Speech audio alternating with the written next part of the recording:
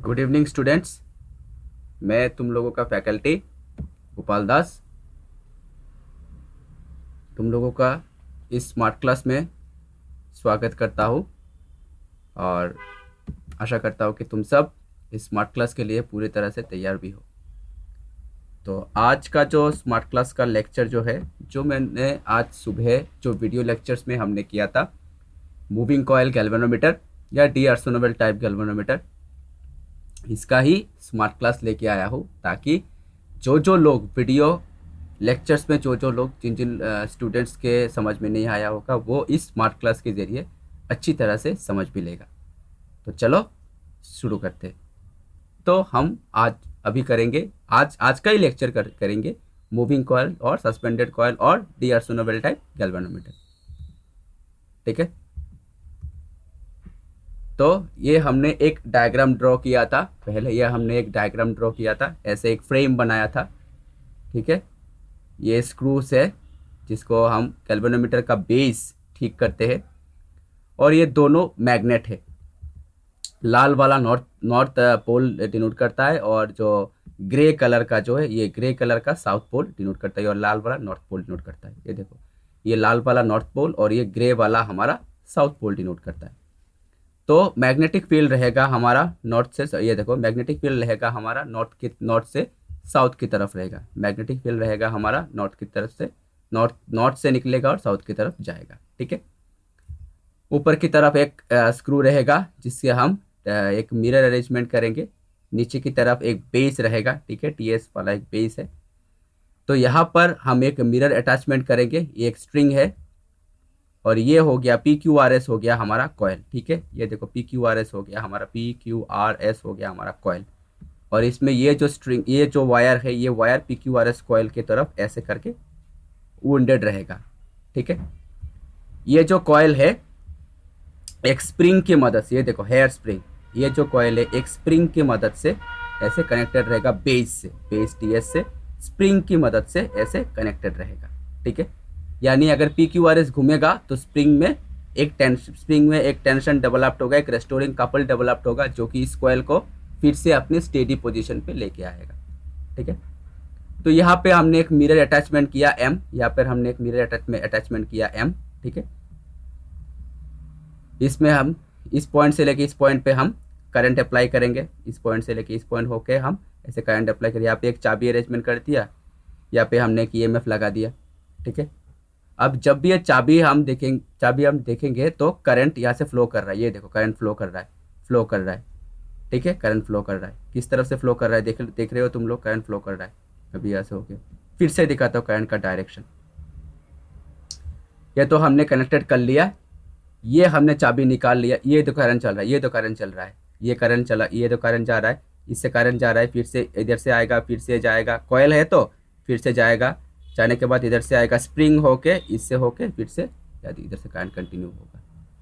ठीक है, अभी मैग्नेटिक फील्ड इस तरफ, करंट चल रहा है हमारा इस तरफ, तो फोर्सेस किधर से लगे, फ्लेमिंग लेफ्ट हैंड से एक फोर्स हमारा इस पी क्यू साइड पे लगेगा, ऐसे एफ पी क्यू। इस पी क्यू साइड पे हमारा एक फोर्स इस तरफ से रहेगा, और आर एस साइड पे हमारा फोर्स एक तरफ उस तरफ से लगेगा। ये डॉटेड हमारा फोर्स आउटवर्ड और ये क्रॉस फोर्स इनवर्ड। ठीक है, फिर से दिखाता हूँ, अगर पी क्यू साइड और आर एस साइड पे हमने अगर Fleming's left hand rule apply किया तो एक फोर्स हमारा इस तरफ से लगेगा बाहर की तरफ, एक फोर्स हमारा आर एस उस तरफ से लगेगा। देखो, एक फोर्स पी क्यू इस तरफ से लग रहा है और एक फोर्स आर एस उस एफ ऑफ आर एस उस तरफ से लग रहा है। तो इसके वजह से ये घूम जाएगा, पी क्यू आर एस जो फ्रेम है वो घूम जाएगा और स्प्रिंग के ऊपर एक रेस्टोरिंग कपल डेवलप्ड होगा। ठीक है, ये थोड़ा सा डिस्क्रिप्शन है कौन कौन सी साइड क्या क्या डिनोट करता है। ठीक है, अच्छा अभी देखो,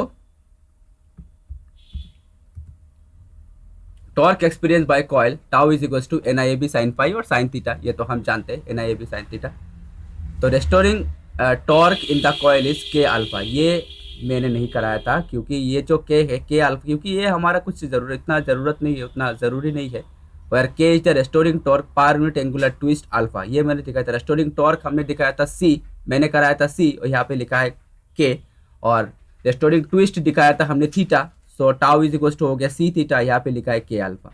ठीक है, किसी किसी किताब में restoring couple per unit length के भी दिखाई देता है, किसी किसी किताब में restoring torque per unit length हमको सी दिखाई देता है, किसी किसी किताब पे एंगुलर ट्विस्ट हमको थीटा दिखाई देता है, किसी किसी किताब पे एंगुलर ट्विस्ट हमको यहाँ पे मैंने दिखाया, यहाँ पे मैंने दिखाया कि अल्फा लिखा है मैंने, ठीक है। तो इक्विलिब्रियम पे K is equal to N I B sine theta, तो इधर से हमने आई को निकाला है N A B sine pi divided by alpha, ठीक है। अभी मैक्सिमम टॉर्क तभी जनरेट होगा जब साइन फाई का वैल्यू होगा 1, यानी K by N A B into alpha, यानी K theta divided by N A B. तो के तो हमारा कांस्टेंट, एन ए बी ओ कांस्टेंट, यानी I directly proportional to alpha या थीटा रहेगा, जो हमने आज किया है। रेडियल मैग्नेटिक फील्ड क्या है कि अगर हम कॉइल को अगर ऊपर की तरफ से टॉप व्यू अगर हम देखें तो मैग्नेटिक फील्ड नॉर्थ पोल की तरफ से निकलता है, साउथ पोल की तरफ जाता है।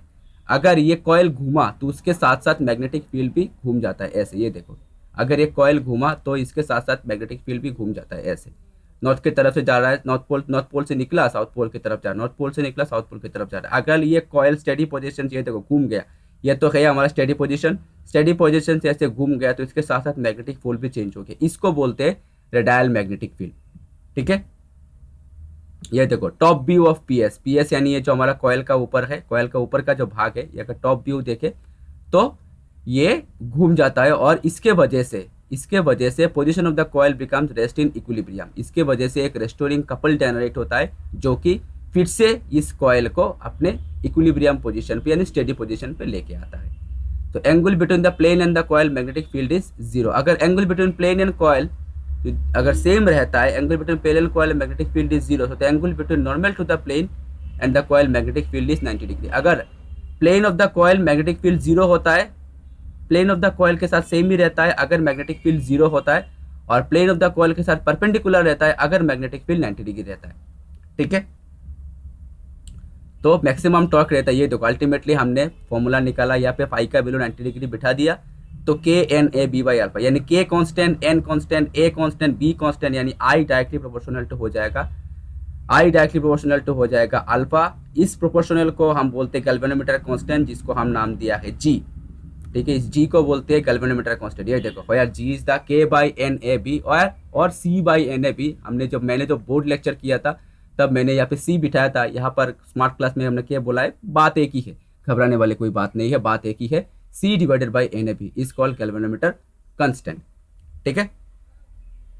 इधर में मिरर रहता है, घूमने के बाद मिरर पे लैंप एंड स्केल, ये देखो मैंने कहा था लैंप एंड स्केल अरेंजमेंट रहता है, ये हमारा लैंप है, ठीक है। अगर मिरर अगर घूमता है तो मिरर के साथ साथ रिफ्लेक्शन भी स्केल पे आके गिरेगा, ये देखना, ये हो गया हमारा मिरर, ये हो गया हमारा स्केल, और ये हो गया हमारा लैंप, ठीक है। अभी देखो, अब जब भी मिरर घूमता है, ये तो हमने लैंप से मिरर का रिफ्लेक्शन आया, देखो रिफ्लेक्शन लैंप से जो रे का है रिफ्लेक्शन आके स्केल पे गिरेगा। अगर मिरर घूमेगा तो इसके साथ साथ ये जो हमारा रे है, ये रे भी इधर की तरफ शिफ्ट हो जाएगा, ये देखो शिफ्ट हो गया ना। अगर मिरर घूम गया, ये देखो अगर मिरर घूम गया तो इसके साथ साथ रे भी शिफ्ट हो जाएगा, और जो वैल्यू है वो हम स्केल के अंदर से निकाल लेंगे, ठीक है। इसी को बोलते हैं लैंप एंड स्केल अरेंजमेंट। अभी दो तरह का सेंसिटिविटी है, एक है सेंसिटिविटी ऑफ गैल्वेनोमीटर, दो तरफ सेंसिटिविटी है, करंट सेंसिटिविटी, दूसरा है वोल्टेज सेंसिटिविटी। अभी करंट सेंसिटिविटी क्या है, it is the deflection galvanometer per unit current, deflection of the galvanometer per unit current, यानी स्मॉल करंट से अगर ज़्यादा डिफ्लेक्शन हो इसको बोलते हैं करंट सेंसिटिविटी, ठीक है। यानी मैंने कराया था थीटा बाई आई, यहाँ पे alpha by I N A B by K, ठीक है। और वोल्टेज सेंसिटिविटी क्या है, voltage sensitivity the deflection of galvanometer per unit voltage, यानी थीटा बाई भी, यहाँ पे अल्फा बाई बी हो गई, तो alpha by B equals to N A B by K R, ठीक है। यहाँ पे मैंने जी दिखाया था, यहाँ पे के इंटू आर, ठीक है। अच्छा, तो मैंने बताया था अगर लैब में वोल्टमीटर और एमीटर ना हो तो गैल्वेनोमीटर को भी हम वोल्टमीटर एमीटर बना सकते हैं। कैसे, गैल्वेनोमीटर को हम एमीटर पे कन्वर्ट कर सकते हैं, गैल्वेनोमीटर को हम वोल्टमीटर पे भी कन्वर्ट कर सकते हैं। कैसे, अगर लो रेजिस्टेंस यानी शंट रेजिस्टेंस अगर हम गैल्वेनोमीटर के साथ पैरेलल कनेक्ट कर दे तो ये जो सर्किट हो गया, ये हो गया हमारा एमीटर, इससे हम अभी एमीटर की तरह हम यूज कर सकते हैं, ठीक है। अभी देखो galvanometer can be converted into ammeter by shunting it, shunt यानी low resistance connected by it in parallel, ठीक है। Shunting it with a very small resistance, shunting यानी पैरेलल कनेक्शन करना, शंटिंग करना मतलब पैरेलल कनेक्शन करना। जो रेजिस्टेंस हम यूज करते हैं इसको बोलते हैं शंट रेजिस्टेंस, ठीक है। तो यहां से देखो गैल्वेनोमीटर का एस का वैल्यू निकल जाता है। अगर इस पे हम अगर केवीएल अप्लाई करें तो इसमें अगर तो हो जाएगा I minus I G into S equals to I G into G. इधर से हमको एस का वैल्यू निकालना है, एस इक्वल्स टू हो गया I G into G divided by I minus I G, ठीक है।